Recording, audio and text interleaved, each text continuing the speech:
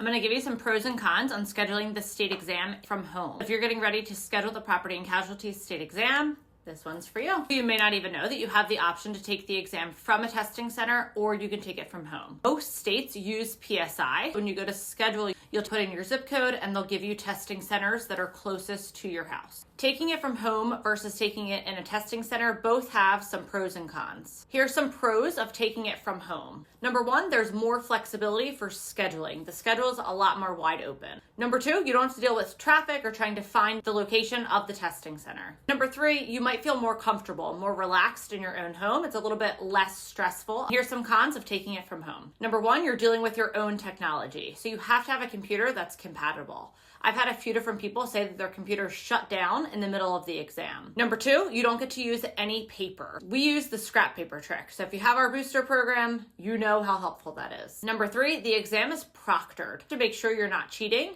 So that in itself can be pretty stressful. If you're somebody that looks up, looks around when you're thinking, that is not allowed. You cannot have papers or anything around you when you're taking the exam, like on your wall. I've had people say they had to take their exam in their bathroom because it was the only place in their house that was clear. And I've had people deal with different situations with proctors. One time a proctor didn't show up. They were all set to take the exam and then the proctor didn't show up. They had to chase down PSI, try to get their money transferred. It was just a lot of phone calls. If you couldn't tell, I personally think taking the exam in a testing center is better, but there are pros and cons of both. The scrap paper trick is definitely a big one. If you take the exam in person, it's almost like you can take the exam with open notes. So check out our exam prep booster for more details on that. I hope this helped make your decision.